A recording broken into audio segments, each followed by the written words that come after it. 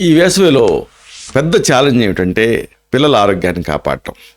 ఈ వేసవి తాపంలో ఏం జరుగుతుంది, పిల్లలు త్వరగా నీటిని కోల్పోతూ ఉంటారు. దప్పిక అనేది వాళ్ళకి తెలియదు, కానీ ప్రమాదాన్ని కలగజేస్తూ ఉంటుంది. వాళ్ళు ఆరోగ్యంగా చురుగ్గా ఉండటానికి ముందు జాగ్రత్తలు తీసుకోవటం చాలా ముఖ్యం. ఎక్కువ వేడి అనేది శరీరం నుంచి చెమట రూపంలో ద్రవాలను బయటికి పంపించేస్తూ ఉంటుంది. దీంతో త్వరగా నీటి సమతుల్యం దెబ్బతిని రిస్క్ అవుతూ ఉంటుంది. ముఖ్యంగా మీ పిల్లల పెదవులు పొడిగా మారినా, పగిలిన, పుట్టురాలుతున్నా అది వాళ్ళ నీటి అవసరాన్ని సూచించే ఒక తొలి లక్షణం. శరీరంలో నీటి శాతం తగ్గినప్పుడు ఆ చర్మ కణజాలాలు, ముఖ్యంగా పెదవులు త్వరగా తేమను కోల్పోయి పొడిబారుతూ ఉంటాయి. అలాగే మీ పిల్లలు తరచుగా బాత్రూమ్కి వెళ్ళటం లేదు అని మీరు గమనించారా?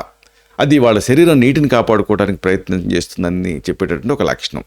డీహైడ్రేషన్ జరిగినప్పుడు మూత్రపిండాలు తక్కువ మూత్రాన్ని ఉత్పత్తి చేస్తాయి. ఇది శరీరంలో ఉండేటువంటి ఆ ద్రవ నిల్వలను కాపాడుకునే ఒక సహజ పద్ధతి. ఇంకా ఆరోగ్యకరమైన నీటి శాతం మూత్ర రంగులో కనిపిస్తుంది. వాళ్ళ మూత్రం లేత పసుపు రంగులో కాకుండా ముదురు పసుపు రంగులో ఉంటే వాడు దప్పికతో ఉన్నట్టు అర్థం. తగినంత నీళ్లు తాగినప్పుడు మూత్రం తక్కువ పరిమాణంలో ఎక్కువ సాంద్రతతో ఉంటుంది. దీంతో మూత్రం రంగు ముదురు పసుపు రంగులో కనిపిస్తుంది. ఇంకా కొద్దిసేపు ఆడుకున్న తర్వాత వాళ్ళు విపరీతంగా అలసిపోయినట్టు కనిపిస్తూ ఉన్నా, నిద్రమోత్రుగా అనిపించినా అది వాళ్ళ దప్పిక ఆ శరీరంలోనే ఉండేటట్టు ఆ శక్తిని అంతా లాగేస్తుందని సూచించే ఒక లక్షణం. శరీరంలో నీటి కొరత ఈ జీవక్రియ ప్రక్రియను నెమ్మదింపజేస్తుంది. కండర కణాలకి శక్తి సరఫరా తగ్గుతుంది.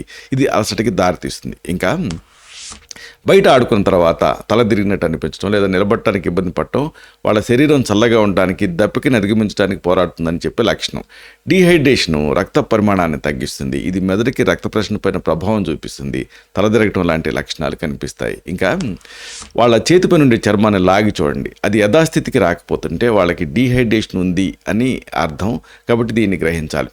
ఇంకా అతి ముఖ్యంగా తరచుగా తలనొప్పి, చిరాకు పట్టడం, ముఖ్యంగా ఆడుకునేటప్పుడు ఆడిన తర్వాత శరీరంలో నీటి స్థాయిలు తక్కువగా ఉంటున్నాయని చెప్పేటటువంటి ఒక లక్షణం. డీహైడ్రేషన్ మెదడులో ఉండేటువంటి ద్రవ స్థాయిల్ని ప్రభావితం చేస్తుంది. ఇది తలనొప్పికి కారణమయ్యే అవకాశం ఉంటుంది. ఎలక్ట్రోలైట్ అసమతుల్యత చిరాకుని పెంచుతుంది. ముఖ్యంగా ఇలాంటివి కరెక్ట్ చేయాలంటే పిల్లలు అడిగినప్పుడు కాకుండా ఎప్పుడూ నీటిని అందిస్తూనే ఉండాలి. పుచ్చకాయ, దోసకాయ లాంటి నీటి శాతం ఎక్కువగా ఉండేటువంటి ఆహారాలని వాళ్ళ ఆహారంలో చేర్చండి. అలాగే దప్పికని ఎక్కువ చేసేటువంటి చక్కెర పానీయాలు, కాఫీ పానీయాలు ఇలాంటి వాటిని రెస్ట్రిక్ట్ చేయండి. నీటిని క్రమం తప్పకుండా ఇస్తూ ఉండండి.